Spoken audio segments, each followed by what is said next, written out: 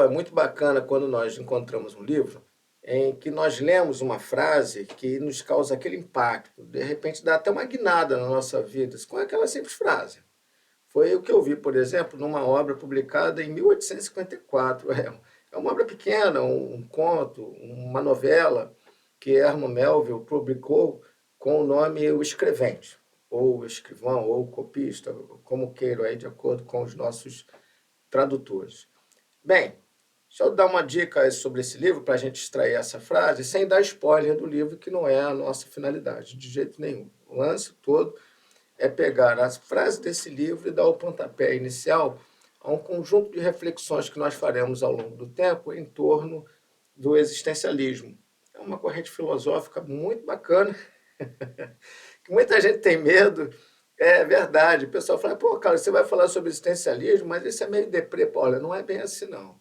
Não é bem assim, não. O existencialismo não é nem deprê, nem um mega otimismo, não é nada disso. Nós vamos falar isso mais à frente. Ele não tem essa alma. Isso daí vai de cada um. E a ideia é justamente nós explorarmos um pouco do que o existencialismo pode nos trazer de bom. Bom, vamos lá, vamos para essa obra de Melville para capturarmos essa frase que pode ser interessante para a gente, né? Mas é algo que a gente vai desenvolver um pouco mais. Bom, vamos lá. Esse livro trata da história de um camarada bastante curioso, né? Uma figura bastante curiosa. Ele atende a, a uma oportunidade de trabalho num escritório de advocacia, que na verdade trabalhava com hipotecas e títulos de propriedade em Wall Street. Inclusive, o narrador do livro é o advogado que é dono desse escritório. Ele atende essa oportunidade de trabalho e ele já chama a atenção de imediato lá do narrador. O narrador fala, "Ah, que figura palidamente asseada, né, incuravelmente desolada, lastimosamente respeitável é essa, mas, entretanto, Bartleby, que é o nosso personagem principal, ele desempenhava suas funções com um esmero impecável, ele era acima da média. O livro dá uma verdadeira curva, né? E muito interessante, quando o nosso escrivão ou o nosso escrevente é chamado para, junto com os colegas de trabalho, que também são personagens desenvolvidos ao longo da obra, para conferirem um determinado documento. O escrivão, o copista, justamente porque naquela época você não tinha máquinas de Xerox, né? E você tinha que copiar documentos de fato. E eu precisava ali fazer uma conferência. Numa dessas conferências, Bartleby dá a seguinte resposta: olha, eu preferiria não. Até aí, quando eu comentei isso com outras pessoas, mas como é que o camarada vai falar um negócio desse e tal, né? Olha, nós estamos falando de uma obra em que o autor tenta desenvolver um posicionamento existencial. É essa a questão. Embora todos os outros personagens, né, os demais personagens, sejam humanamente assim muito próximos da gente, o que não é um trabalho fácil de se fazer quando se escreve um livro. Normalmente as pessoas procuram dar corpo a uma ideia e essa ideia acaba ficando tão assim subjetiva, essa personagem acaba ficando tão subjetiva que você não encontra a ressonância dela na realidade. Mas Herman Melville conseguiu fazer isso daí com os demais personagens, especialmente com o narrador. E ele lida com essa figura curiosa do nosso escrevente com bastante realismo. Isso é muito bacana. Isso é muito bacana. Bom, até aí, a frase de Bartleby poderia ser simplesmente uma coisa engraçada para nós, no mínimo curiosa. O problema todo é que isso, com o passar do tempo, ou com o passar das páginas, vai se mostrando como um posicionamento inflexível. Bartleby começa a reagir a qualquer oportunidade que surja, a qualquer comando, a qualquer solicitação, tudo, na verdade tudo.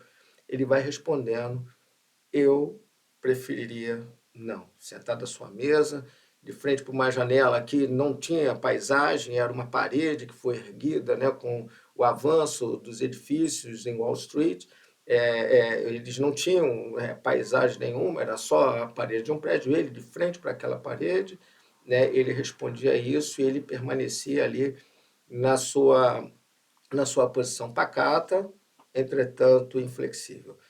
Isso é uma coisa um tanto séria, né? Para algumas pessoas que leram o livro ou que nós conversamos a respeito, falam, rapaz, mas isso é muito pesado, né? A pessoa, de repente, ela se desencanta com a vida e ela prefere não viver. Ela prefere não viver. Bom, essa não é a vibe que o existencialismo traz para a gente. Nós pegamos essa frase, eu preferiria não, nós tiramos essa frase do contexto, porque eu não vou dar o spoiler, há uma, vamos dizer, não vou nem dizer uma justificativa, mas uma explicação para esse comportamento curioso do nosso escrevente, mas nós vamos deixar de lado esse contexto e pegarmos essa frase, porque ela ganha vida própria. E ela vai ter ressonância, ou ela vai atingir-nos, de acordo com as nossas perspectivas. Né? Alguns vão achar engraçado, outros não vão achar nada, vão nem perceber isso, outros, entretanto, podem até se sentir assim, incentivados a manter uma atitude um tanto negativa com relação à vida, mas essa não é a vibe. Quando nós fazemos uma reflexão profunda, uma reflexão existencial séria, como nós estamos pegando essa obra, que não tem nenhuma pretensão de fazer filosofia existencialista, mas a literatura ela é permeada de filosofia ou de caráteres, né, ou caracteres, melhor dizendo, filosóficos, isso desde sempre, literatura é uma coisa espetacular. Quando nós pegamos isso, nós podemos utilizar essa frase fora de contexto como uma provocação, e uma provocação muito positiva. Quantas coisas nós preferiríamos não? Algumas dessas coisas são indeclináveis, nós temos que aceitá-las, porque fazem parte do nosso dever. É um trabalho, é um serviço que nós assumimos, é um diagnóstico desconfortável, é uma situação difícil, uma fase complicada, é alguém que está passando por uma situação um tanto que exige de nós tolerância, que exige de nós paciência, inclusive de sabedoria, para avançarmos e lidarmos com aquilo. Nós preferiríamos não. Nós preferiríamos outra coisa, mas avançamos em torno daquilo porque vemos uma meta, vemos um fim para aquilo dali e sabemos que aquilo dali é viver, é viver. Outras coisas não. Outras coisas nós preferiríamos não fazer, mas nós acabamos abraçando por outros impositivos que não são irrecusáveis, né? São impositivos que nós atendemos devido a preconceitos, devido a condições, ou melhor dizendo, a distinções sociais, né? Ou até mesmo para atendermos a um toque de aceitação dentro do meio que nós vivemos, ou de alguém que nós admiramos, que nós gostaríamos de estar ali no mesmo patamar, ou de ter ao menos a consideração dela, e nós às vezes violentamos aquilo que nós preferiríamos fazer e aceitamos o que nós não preferiríamos fazer. Aí, nesse caso, a reflexão existencial, ela realmente causa um impacto, mas não é por causa da reflexão existencial, é por causa da nossa escolha. É exatamente por causa daquilo que nós deixamos de atender como nossa preferência. E sempre podemos fazer isso. Eu sei que a vida para as vidas não são iguais, né? As vidas não são absolutamente iguais, as existências são muito particulares, né? Cada um com a sua peculiaridade. Mas elas também não são feitas ali de uma maneira perene, homogênea, somente de infelicidade, de jeito nenhum. Nós temos condições de encontrar tempo em nossa vida e cultivarmos aquilo que nos garanta bem-estar, né? Independente daquilo nos trazer recurso financeiro, independente daquilo dali trazer uma aceitação social, de trazer aplausos, reconhecimento, né? Independente disso tudo, mas nós nos realizamos com aquilo. Aí fica essa dica. Qual é a dica? Né? Diante dessa obra de Herman Melville, que é o escrevente, que nós temos até inclusive duas edições aqui muito bacanas, né? Essa daqui, né? Eu abri, li, lógico, né? Eu li várias vezes, mas essa daqui eu não abri. Por que eu não abri? porque ela vem lacrada, né? Eu procurei na internet, vi como é que ela é por dentro, o muro da janela do escrevente está aqui em cada página, ela vem lacrada aqui, e eu não tive coragem de... Eu aguardei e deixei aqui como é uma obra de arte, né? É uma obra de arte.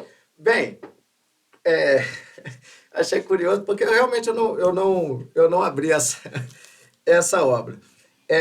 Nós encontramos isso nesse tipo de...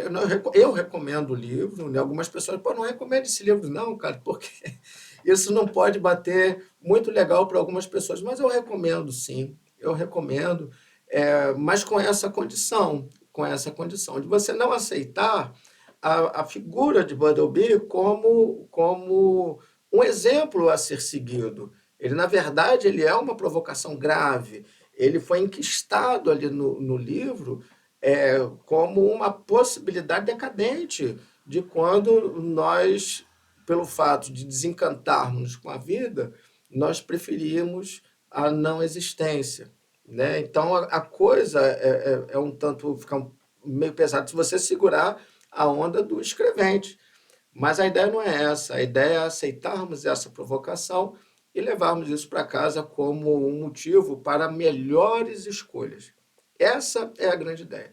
Só para nós termos uma ideia, para o vídeo não ficar muito longo, Melville, que publicou esse conto, ele o fez pouco tempo depois do seu primeiro fracasso literário. Para quem não conhece, quando a gente está falando assim o nome do autor, eu não sei quem é esse camarada, eu nunca ouvi falar e para mim não faz nenhuma diferença, mas você conhece a obra dele sim. Veja que coisa interessante. Ao sentir o impacto, né, mesmo diante desse impacto, né, do seu primeiro fracasso, entre aspas, né, porque não houve muita aceitação diante de um livro que ele publicou, que hoje em dia todos nós conhecemos como uma das obras mais lidas no mundo, mas quando ele publicou não foi bem aceito. Veja que coisa interessante, né?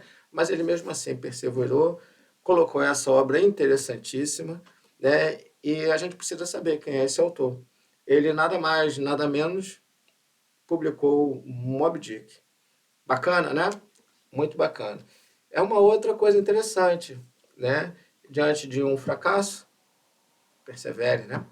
Bom, pessoal, desejo a todos vocês uma excelente leitura, grandes reflexões, e daqui para frente nós colocaremos mais vídeos tratando de literatura, filosofia e, como eu já prometi há algum tempo atrás, traremos pessoas interessantíssimas aqui para nós conversarmos, como já fizemos uma vez, e continuaremos fazendo isso, dando aí um fim útil para esse espaço e, quem sabe, ajudando alguém aí a botar a bola para frente. Legal? Grande abraço a todas e todas. Até a próxima.